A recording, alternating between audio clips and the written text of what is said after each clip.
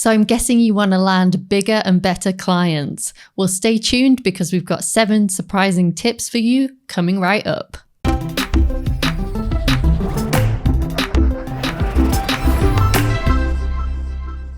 In this video, Melinda Livsey, online educator and brand strategist, tells us how to change your mindset and land bigger and better clients.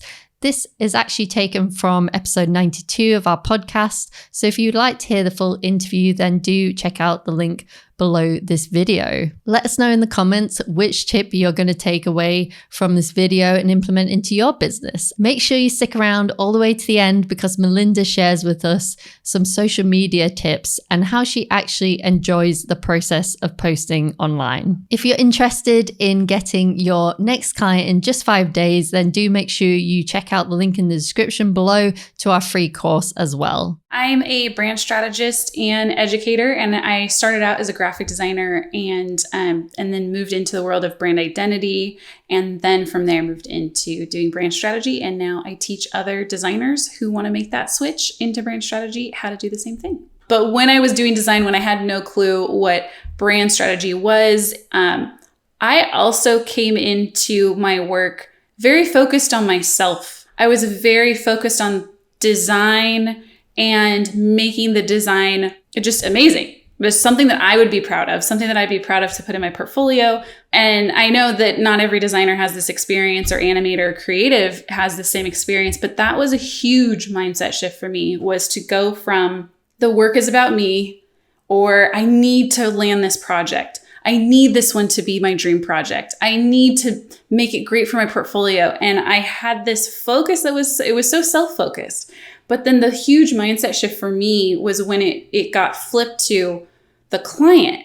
Oh, what is the client trying to do? What's the problem the client is trying to solve? Where are they trying to go with their business? What's their goal? Who are they trying to attract? And when I shifted my lens to the client, then the world started opening up to me, because when it was just focused on me, it was very limited. It was very short-sighted. It was only helpful to an extent to my clients. And so that was one of the biggest mindset shifts that I had moving from smaller projects to bigger ones, is the shift off myself and onto how can I give the utmost value to my client, even if they choose something or go in a direction that I might not want them to. It's not about me. I think getting clients is the number one question, and there are so many different ways to get clients. I'll share some things that have worked for myself as well as my students. But first off, I would say get brand strategy done on your own business, because the whole point of strategy is to position yourself in a marketplace and fill a gap that no one else is filling, and fill that in the minds of the customer so that you become memorable. You become the go-to for whatever it is you're the go-to for, and that you build this emotional connection with your customers or clients. And so I would say that if you're learning brand strategy, why not go find a friend who's also learning it too and practice it on each other. That's something that we have our students do, where they learn strategy, but then they do it for each other on each other's business. And it's really difficult to do it for another strategist, because you're both in the strategy world and you're doing strategy for each other, which is very meta. But if you can do it for a strategist and find what is very unique about that strategist or their business that's different from your own, then I feel like you're on your way to being a really good strategist if you can do it for another. So I would say first get that done for yourself, because that's going to set the tone and direction for all of your marketing. Here's some examples of my favorite strategies that have worked not only for myself, but others. Once you find your ideal client, you know who they are. You might have a few industries that you want to focus on just for the time being. And you know the mindset of the person that you're looking for, like what type of personalities you gel well with. Then you list out I would start with like a long list, 100. Go for 100. Of people that they already follow. So whose community are they in? Who are they listening to? What podcasts are they listening to? What books are they reading? Just where are they? Whose newsletter are they on? I would make that list of at least 100 and do it per industry too. So you have this list of 100, and then you go and you contact these people and form some type of partnership, whether that is offering a guest post on their blog. You could start there. That's usually an easy entry point because a lot of these creators or people who are serving particular industries, they're trying to give good content to their audience. And so if you come in and help them with that content, then it's a win for both. You get some exposure and then they get content for their audience. So that's one way. And I would choose, when I say like people who are serving that audience, the podcasters, the bloggers, the authors, don't go straight for other strategists who are serving that industry. I would go for the people who are adjacent to you. So who are the product engineers? Who are the marketers that are helping this industry? Who are the social media managers? Who are the lawyers? There's sometimes lawyers that are specific to industries, accountants. Let's just say that there was an accountant who had a really good brand that was serving their community well, that was sending out newsletters that were super helpful.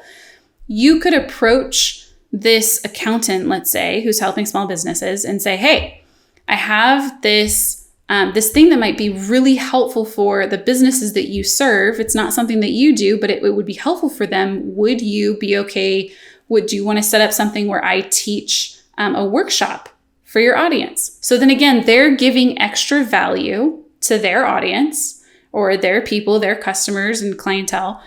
And you get to tap in and teach a new audience that you don't have a connection with. And so that is my favorite strategy that I've used myself and have seen others have success with as well. Especially if we're talking about content, like when we think about the content marketing, it takes a lot for me to put myself out there, to actually like focus my attention on what is it that I even want to say? What do I want to post? What would be most helpful? And then actually doing it and then posting it and then replying to comments. Like it's a lot of commitment. And then you don't know if it's going to do the thing that you hope it to do if you're looking for an outcome. And I think that's another thing for us to focus on too, is how can you, I mean, we've heard the term enjoy the process or love the process. Like how can we love the thing that we're doing in the moment of doing it? So creating the content or joining the communities and being involved and giving workshops to a particular industry. How can we learn to love doing it for the sake of doing it in the moment of giving value to someone versus what it's going to give us later? Because I think that would, at least for me, it relates back to how my self-centered design career was at the beginning of my career, where I was doing things for an outcome. Therefore, if I didn't get the outcome, that was a waste. And I don't want to waste my time. Of course, we don't want to waste our time. So now I try to think of how can I invest my time in something where if nothing comes out of it, that the thing that I did gave someone value in the moment, or for somehow it gave value to myself or enjoyed it or something. Like how can I enjoy something for what it is in the moment and give value to someone in that moment versus hoping that someday it's going to pay off, which we do hope that. But if that's the main focus, we're going to be constantly disappointed and we're going to stop short. We're not going to keep posting on social media. We're not going to continue with the podcasting. We're not going to continue going after a particular industry that we're interested in to see if it's even viable because we don't have enough stamina to keep going because we don't have enough wins yet. And a lot of times we stop short because we don't see those results yet before we even know if it's worth it or if it's viable. If you don't give yourself enough time to see patterns, to see what's working, and then to analyze what's going on or hypothesize about what could it be that, why did this one take off and this one didn't? If you don't have enough and a breadth of work to look at, to see what has worked and what hasn't, you're not going to be able to detect those patterns. And I think you're so right about, like, we put one thing out and then, we think it's going to do, or like we spend so much time on the first post that we're going to put out, or the first video that we're going to put out. So much time. And we put it out and then crickets, or we get, a few like thumbs up and it's cool, but then we don't have enough in us to keep going.